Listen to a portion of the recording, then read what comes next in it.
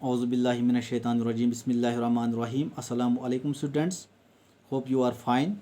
Dear students, today I am going to teach you the 10th chapter of your textbook, and the name of this chapter is time.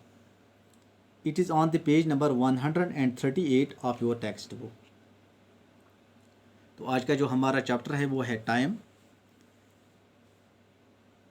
और ये आपकी जो text book है उसके page number 138 पर है। Time का मतलब होता है वक़्त, और इसमें जो हमें पढ़ना है वो है वेज टू टेल टाइम, यानी कि टाइम बताने के तरीके या वो तरीके जिन तरीक़ों से हम टाइम मालूम करते हैं या टाइम बताते हैं। तो पहले हम इसकी मॉडल रीडिंग करते हैं। आइए अब स्टार्ट करते हैं। The position of the sun in the sky tells us what time of the day it is. When the sun rises, we know it is morning. It is time to get ready for school. When we go outdoors and look at our shadow, it will be a long shadow. The sun rises in the east. When the sun is high in the sky, we know it is midday or noon. Our shadow is the shortest at noon. तो यहाँ तक आज हम पढ़ेंगे। जैसे कि अभी मैंने आपको बताया, टाइम का मतलब होता है वक़्त। Ways to tell time, it means time बताने के तरीके या वो तरीके जिन तरीक़ों से हम टाइम मालूम करते हैं या टाइम बताते हैं। The position of the sun in the sky tells us what time of the day it is. The position of the sun in the sky, यानी कि जब सूरज होता है दिन को, तो उसकी जो पोजीशन होती है दिन के टाइम पर, यह हमें बताती है दिन का टाइम क्या हुआ। दिन का टाइम क्या हुआ यह हमें कैसे पता चलता है दिन का टाइम क्या हुआ? सूरज की पोजीशन से। सूरज की पोजीशन से, यानी कि फॉर एग्ज़ाम्पल मैं आपको बता दूं, सूरज तुलू होता है तो हम जानते हैं कि ये मॉर्निंग का टाइम है। तो सूरज गुरूब होता है तो हम जानते हैं ये इवनिंग का टाइम है, क्योंकि सूरज जो है तुलू होता है मॉर्निंग के टाइम पर और गुरूब होता है इवनिंग के टाइम पर। तो इन पोजीशंस की मदद से हम जानते हैं कि दिन का टाइम क्या हुआ। ठीक है डियर स्टूडेंट्स।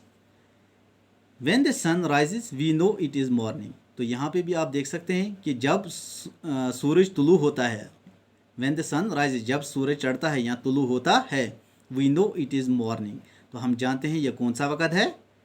मॉर्निंग का वक़्त, यानी कि ये सुबह का वक़्त है, क्योंकि सुबह के वक़्त में ही सूरज तुलू होता है। It is time to get ready for school. और इसी टाइम में हम स्कूल के लिए रेडी होते हैं। किस टाइम पर? मॉर्निंग के टाइम में हम स्कूल के लिए रेडी होते हैं। When we go outdoors and look at our shadow, इस टाइम में जब हम बाहर जाते हैं, घर से बाहर जब हम मॉर्निंग के टाइम में जाते हैं, and look at our shadow, और जब हम फिर अपनी शैडो को देखते हैं। शैडो का मतलब होता है अपना साया देखना या अपनी परछाई को देखना। It will be a long shadow. तो उस वक़्त सुबह के टाइम में हमारी जो शैडो होती है वो क्या होती है? लॉन्ग होती है। लॉन्ग मीन्स लंबी होती है।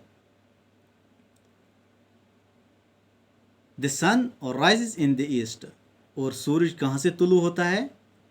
ईस्ट से। ईस्ट हम बोलते हैं मशरिक को।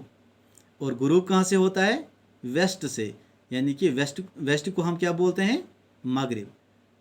शाबाश। सूरज तुलू होता है मशरिक से और गुरूब होता है मगरिब से।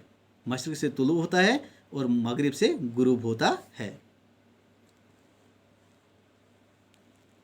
When the sun is high in the sky, we know it is midday or noon.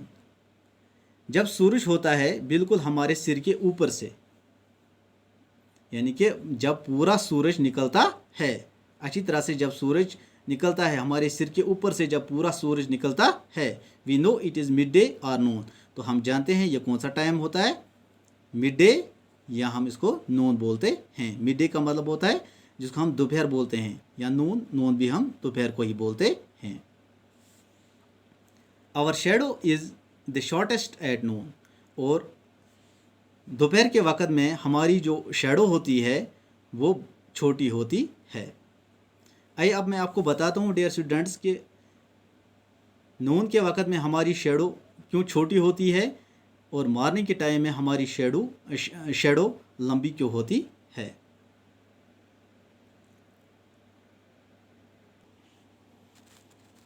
तो डियर स्टूडेंट्स आप यहाँ पे देख सकते हैं, यहाँ पे मैंने एक ऑब्जेक्ट को रख दिया है। तो यहाँ पे मैंने मोबाइल लाइट को यूज़ किया है आपको समझाने के लिए। तो यहाँ से आप इसको इसी तरह से सन कंसिडर कीजिए। यहाँ से सन जो है इसके बिल्कुल ऊपर से है और इसकी शेडो आप देखिए कितनी बड़ी है, बिल्कुल छोटी है। क्यों? क्योंकि ये इस वक्त इसके बिल्कुल ऊपर से है।